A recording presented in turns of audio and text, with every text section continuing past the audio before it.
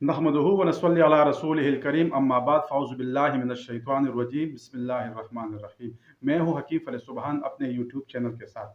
दोस्तों, आज का हमारा टॉपिक है तबखीरी मैदा, और इस मैदे को हम सिलसिलावार बयान करेंगे, मतलब टॉपिक बाई टॉपिक बयान करेंगे।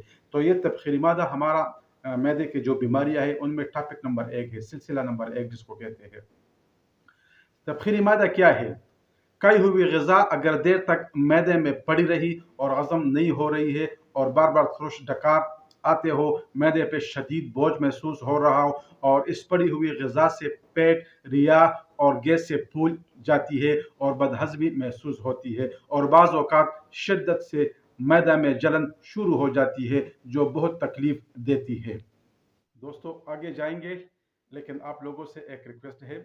अगर अभी तक आपने मेरे इस चैनल को सब्सक्राइब नहीं किया तो जल्दी से सब्सक्राइब करें और कमेंट सेक्शन में अपना लाजमी राय दें और साथ घंटी का बटन दबाएं और आल पर क्लिक करें ताकि तिब व सेहत पर अच्छी अच्छी मालूमात सबसे पहले आप तक पहुंच जाए, क्योंकि ये सेहत का मामला है। और वीडियो के शुरू से लेके आखिर तक लाजमी देखें ताकि आपको सेहत के बारे में बिल्कुल फ्री और अच्छी मालूमात हासिल हो जाए। शुक्रिया। दोस्तों, मैदे की तबखीर की बात हम कर रहे थे, तो कभी कभी और बाज़ मरीज़ों में हाथ पाँव जलते हैं। इस तरह के मरीज़ अपने हाथों और पाँव में बर्फ़ या ठंडी पानी से ठंडक पहुंचाते हैं। इस इसके लिए कुछ वक्त इफ़ाक़ा होता है, लेकिन दोबारा वही कैफियत शुरू हो जाती है।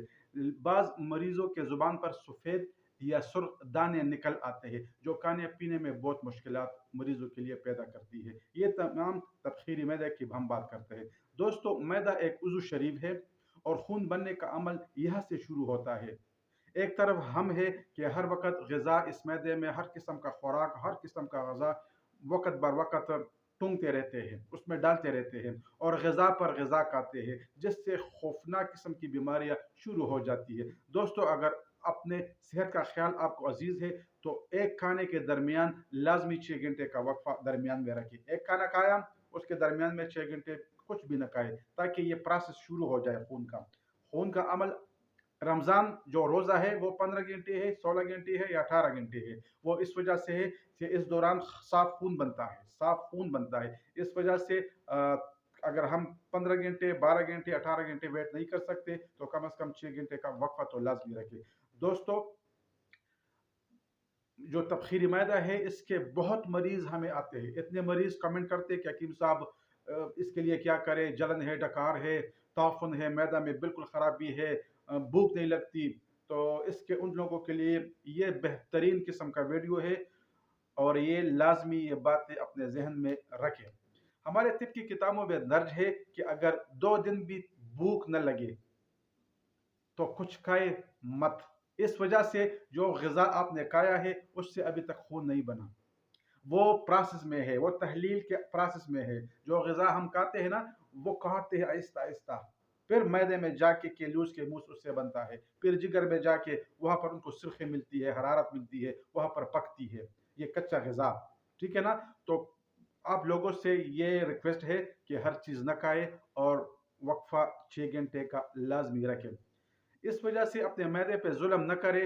रात का खाना कम से कम खाए, दोपहर का खाना जो भी है वो भी खा सकते हैं, लेकिन एतदाल के साथ। तो दोस्तों, कुछ बातें और भी है आपसे डिस्कस करने हैं। अच्छा दोस्तों, तबखीर के लिए एक नुस्खा है जिसको तरियाकी मैदा का नाम से जाना पहचाना नुस्खा है।